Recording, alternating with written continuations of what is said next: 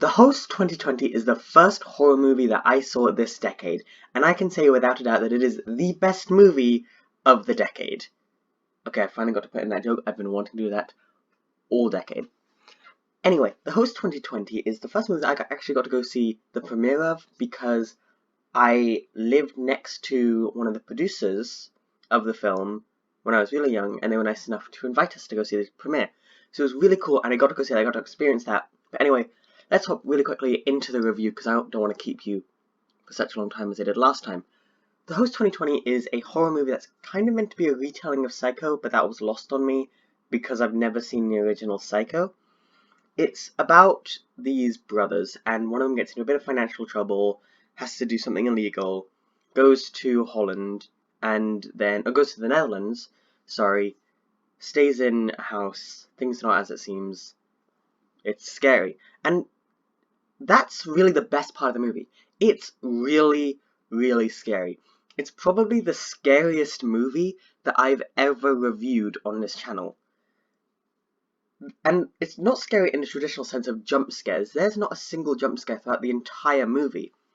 But it's really scary because of the atmosphere that it manages to build up. And you're seeing small things in the background that can really scare you. And always having this amazing sense of tension and the idea of everything that could possibly go wrong and the weight of it that's weighing down on our characters, which was really, really great.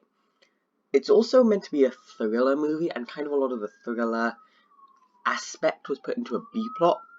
The B-plot was good and was kind of mandatory for the actual plot of the movie. Of course, there's an ambulance going by right now. But it was actually mandatory for the real plot of the movie, during which, why are you going so slowly?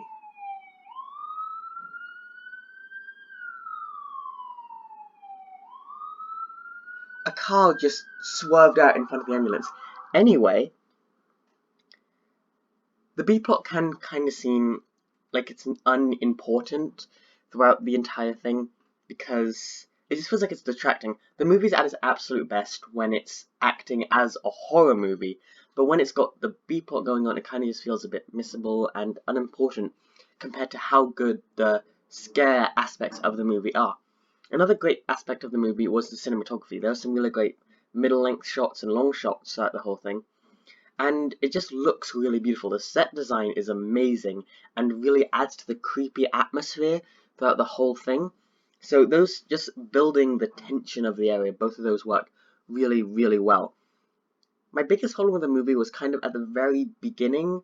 There was a lot of exposition, and it was just characters talking, seemingly vomiting up exposition endlessly throughout the entire thing, which didn't seem, it just seemed really forced throughout the whole thing, and some of the acting seemed a bit wooden at the beginning. But as it went on and it dealt with the exposition, it felt like the characters grew more into their roles and understood how to make the script work, which made it a lot more interesting. So at the beginning it's a bit weak, but as it goes on it gets a lot scarier and a lot better as a movie. Vera, who is kind of one of the main characters in the movie, easily the standout actress of the whole thing and stole every scene she was in. And that's really all I have to say about the movie. It's really good. It's definitely a movie that I want to talk about maybe a little bit more in the future, but I'm just going to give you this review as quickly as possible. Anyway, it's good within its genre, and if you're a fan of horror movies, I definitely recommend going to watch it. But if you don't like horror movies and don't like kind of some bloody sequences, then you probably won't like it. I'm going to give it a 7 out of 10. Best movie of the decade, so much better than All the Freckles in the World. And I'll see you probably tomorrow, because a new movie on Netflix came out tonight.